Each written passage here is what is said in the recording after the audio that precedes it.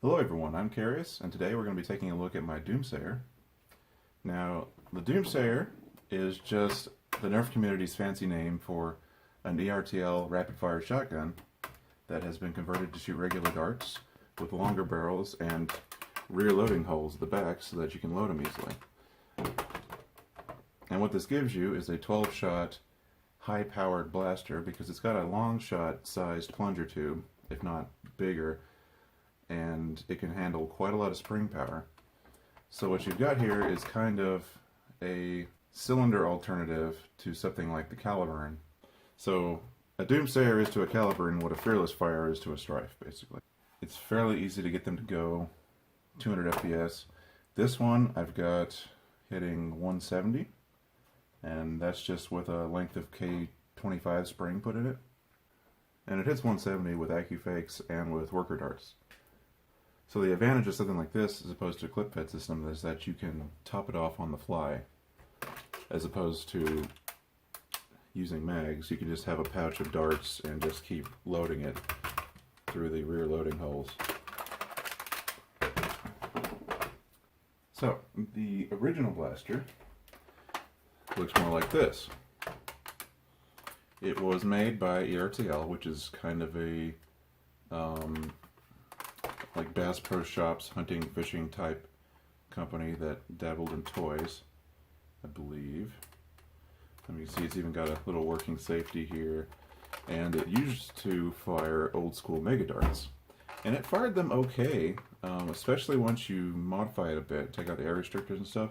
It actually made a decent mega blaster, but those darts barely even exist anymore, and it can be so much better shooting regular darts that most people, if they even bothered with one of these, they tried to make a Doomsayer out of it. Now, the original Doomsayer was made by Forsaken Angel 24, one of the crazy Canadian nerfers that pioneered a lot of stuff in this hobby. Fun fact, I was actually the first person to find this blaster and point it out to Nerf Haven. It's like, hey, this is kind of cool. I wonder what we could do with this. And a few months later, Forsaken Angel had made his first Doomsayer, and I was like, oh, okay, this is what we do with it. I have to jump on that. And immediately, I took out my only rapid-fire shotgun at the time and turned it into this big clunky thing. And I believe this was the second Doomsayer to be made. And as you can see, I use Schedule 80 PVC as the barrels. So this thing is extremely heavy, so much so that I couldn't follow Angel's write-up for a lot of the blaster. With the turret so heavy, you have to do a lot to the rotation mechanism to even get the blaster to work. So most blasters that use cylinders have a rotation mechanism in them that looks something like this, where it has this set of, let me get this together, it has this set of rotational gears. The pin will go back and forth and actually rotate the cylinder, but it also has this slip mechanism that allows the entire thing to slip to the next slot if enough force is applied to it.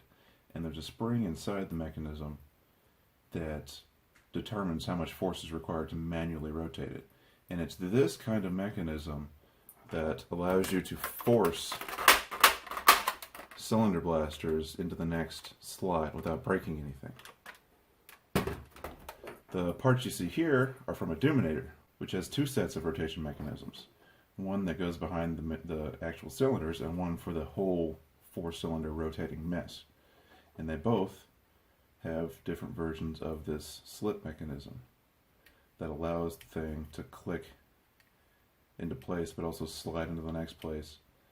And it has a pretty beefy spring to keep it aligned when you're not forcing it to the next one.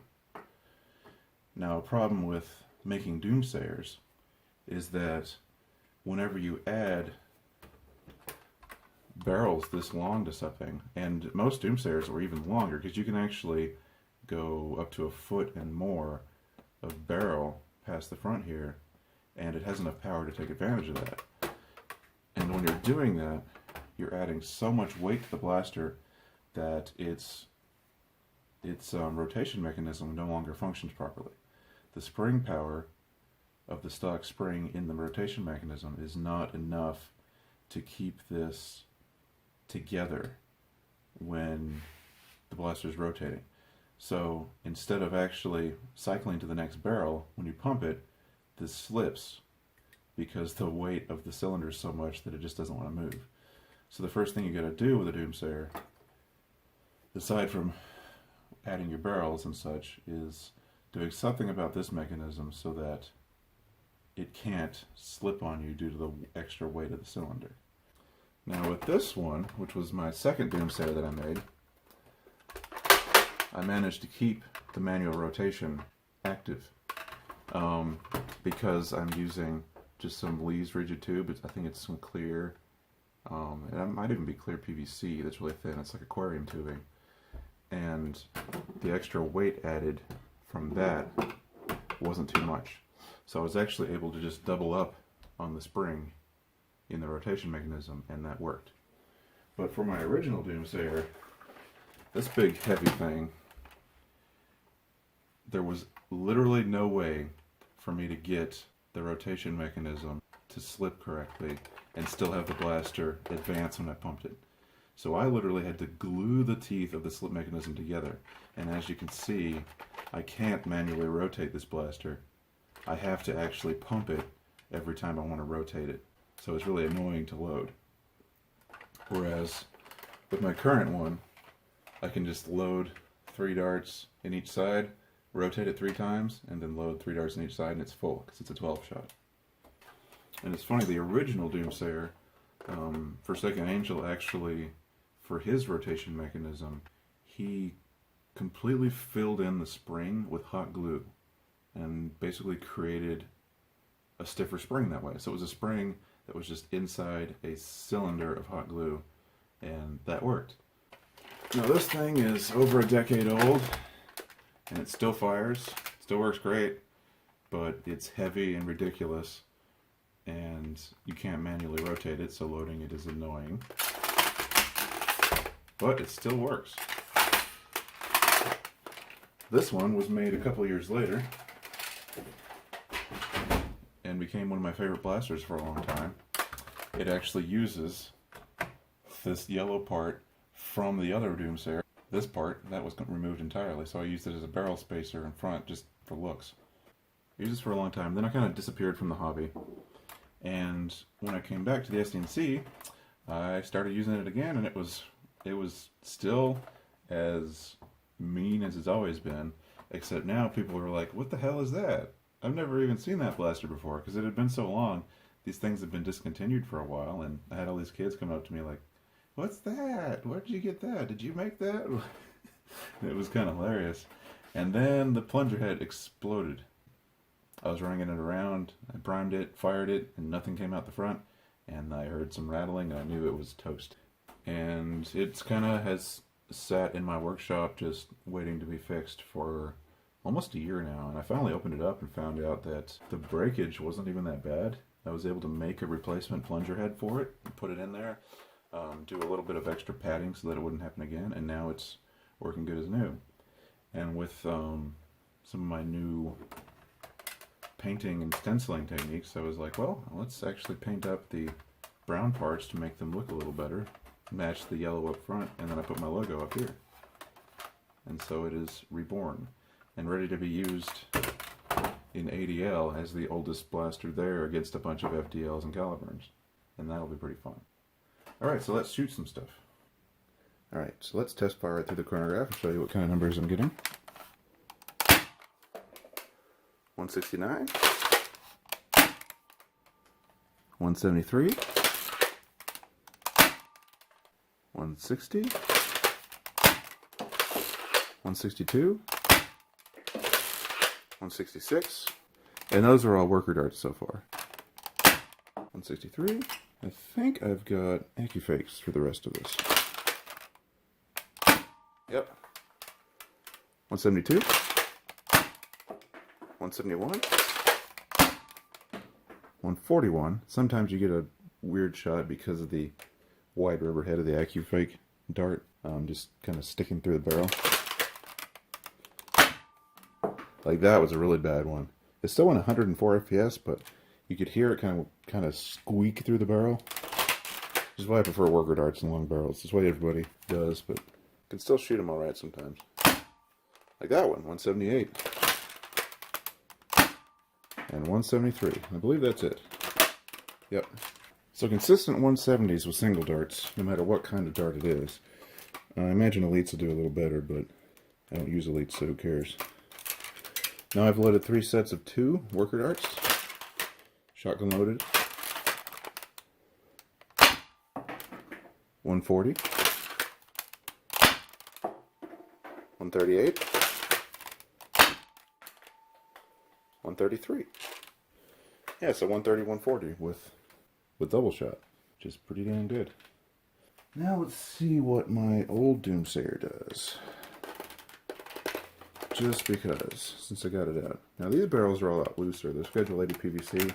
They're loose Schedule 80 PVC. That's almost better for a blowgun than for a Springer like this. Wow, this thing is clunky. You can feel it struggling when you rotate it because of how heavy it is. 122. Not great. 113. Yep.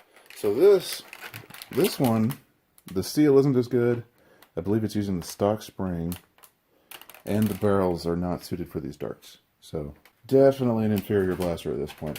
Kind of just a relic, something that I have just because it's kind of neat. Look how jank these barrels are. I didn't even have a decent way of cutting PVC at the time, so these are all kinds of different lengths. But yeah, possibly the second Doomsayer ever made, assuming Angel only made one to start with. If he made multiples, and this is the first Doomsayer that somebody other than Angel made, as far as I know. And it's probably the jankiest, but it worked at the time. Worked really well with homemade darts. And now is retired because I have my new one. Just to show you, this thing is pretty smooth and I can fire it pretty fast. There's 6 shots pretty quickly. I mean, it's a pump action Springer. It's just a cylinder instead of a hopper or a clip, and I love it.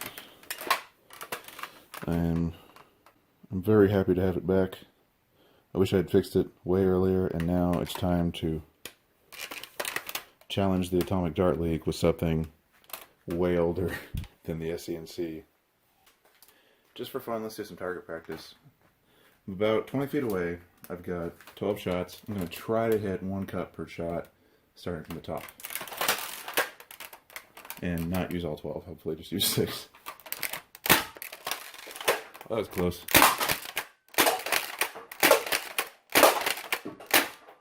Missed. There we go, that's better. Alright, let's try that again.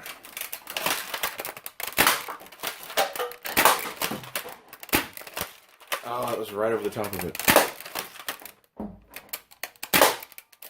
I don't know if I have another shot. Nope, that's it. Let's load. 1 more shot.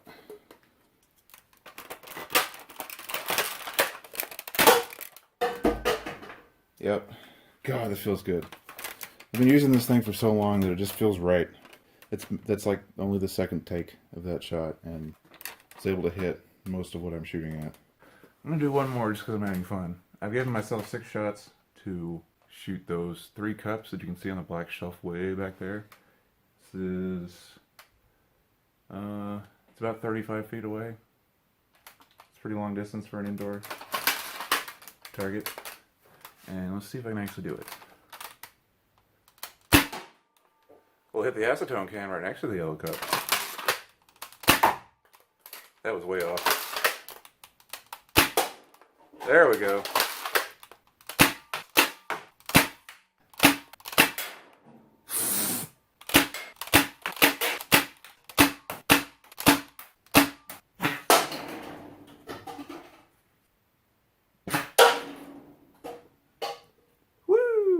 I'll let you guess how many of those shots were edited out. So I hope you've enjoyed this look at my Doomsayer. I'm super happy to have it back. I wish I'd repaired it sooner.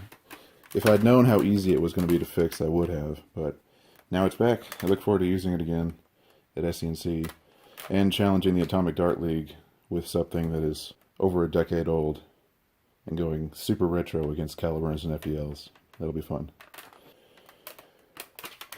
And the funny thing is, I'm pretty sure it'll hold its own, because it's a great blaster. I will see you in the next video, and until then, this has been Carius reminding you to have fun.